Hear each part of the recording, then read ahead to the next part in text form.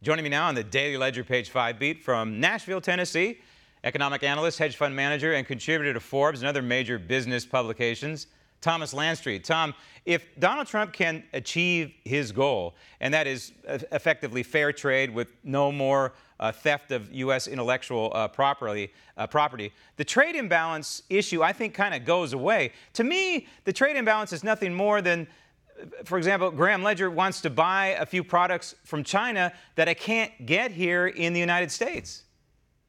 Graham, you're exactly right, and it shows that you're pretty sophisticated when it comes to economics. There was a great economist by the name of David Ricardo.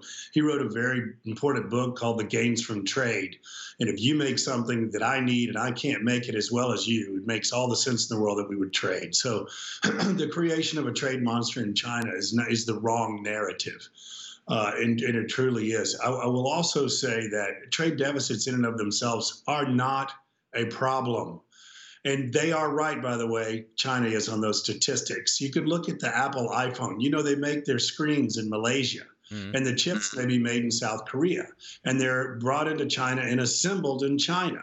So they're right. It's just not that cut and dry.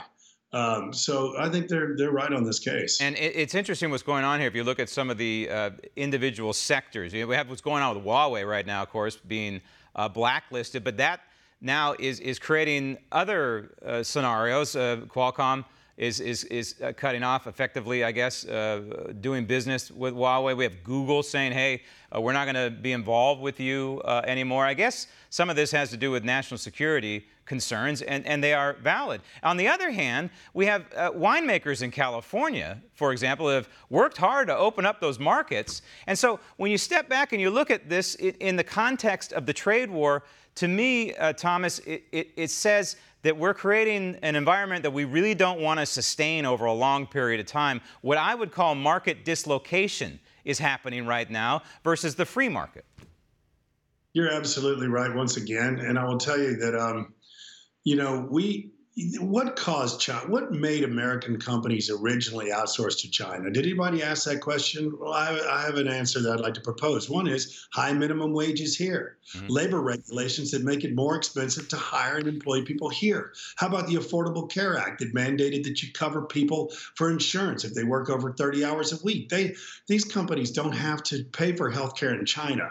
It's our own regulatory apparatus that has made it impossible to hire people here in an economical fashion that has sent our employers overseas. Is anybody asking that question? Would it be easier to address that issue than it is to go with a howitzer and shoot right at their companies like Huawei? Mike, I would guess we need to evaluate our own companies and our own policies here, Graham, that have created this situation. We need an honest analysis of that. Right. In other words, maybe gravitate a little bit more toward the free market and less government impositions, how we say. Real quick, I'm almost out of time here, Thomas, but I can't let this go. Joe Biden's running around the country trying to rewrite history, saying that the 1% GDP president, and I followed his numbers, it was around 1.5%, was pretty much average for Barack Obama. So the 1% GDP president is now responsible for the 3.2% GDP in this country?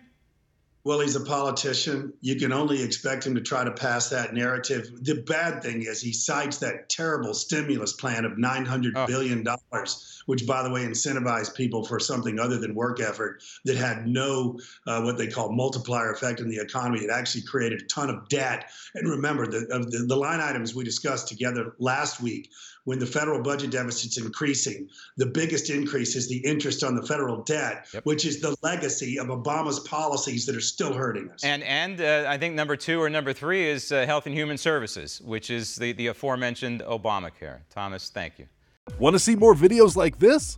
Click on the link below and subscribe to One American News on YouTube. And call your cable provider and kindly demand that One American News is added to your lineup. Call and subscribe today.